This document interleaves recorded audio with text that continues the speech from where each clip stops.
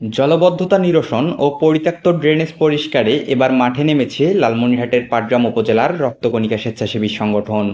জানা যায়, উপজেলার আওতাধীন বাউড়া ইউনিয়নের হোসনাবাদ গ্রামের কৃষি জমিতে সেচ সুবিধায় বছর কয়েক আগে একটি ড্রেনেজ খনন করা হয়।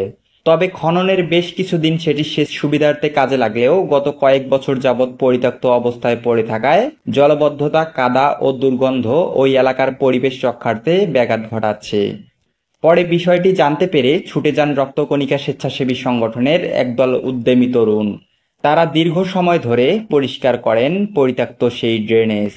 মহৎ এই কাজের কারণে প্রশংসায় ভাসছেন উক্ত সংগঠনটি।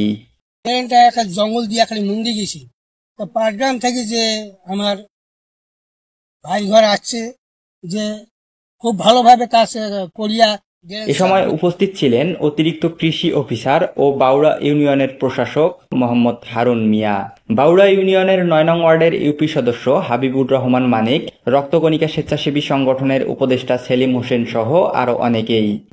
আমাদের প্রায় ২৫০ বিঘা জমি জলাবদ্ধতা থাকে, যেটা পানি নিষ্কাশনের জন্য একটা নালা আছে। নালাটা অনেক আবর্জনা এবং আগাছা দিয়ে ভর্তি হয়েছে, যার কারণে আমাদের পানিটা নিচে নেমে যেতে পারে না, ফলে জলাবদ্ধতার সৃষ্টি হয়। তো এটা দেখতে পেয়ে এই সংগঠন আমাদের এদের নেতৃত্ববৃন্দ আমার সাথে যোগাযোগ করে এবং তারা স্বতঃস্ফূর্তভাবে নিজেরা এটা পরিষ্কার করে দিচ্ছে নিজ উদ্যোগে। আমরা গত ১ মাস আগে এই ড্রেনটি সম্পর্কে অবগত হয়েছি যে বৃষ্টির পানি অতিরিক্ত ভারী বৃষ্টি হলে সামনের জমিগুলো চাষাবাদ করতে অসুবিধা হয়। তারা এই জায়গাটাতে ওরা যে চাষাবাদ করবে, এই পানিটা এই দিক দিয়ে বের হয়ে যায় বৃষ্টির পানিটা, কিন্তু এই জঙ্গলের কারণে, আগাছার কারণে যেতে পারতেছিল না। পরে এটা স্থানীয় মেম্বার এবং বর্তমান যেহেতু চেয়ারম্যান নাই, প্রশাসকের দায়িত্বে আছে হারুন সাহ, অতিরিক্ত কৃষি অফিসার, তাদের মাধ্যমে আমরা জানতে পারি। কিন্তু তারা প্রাথমিকভাবে চেষ্টা করছিল যে সরকারি কোনো একটা বরাদ্দ নিয়ে এই কাজটা, এই ড্রেনটি সংস্কার করার কথা, কিন্তু সেটা দীর্ঘায়িত, মানে দীর্ঘ পরিকল্পনা, সেটা অনেক সময় লাগবে।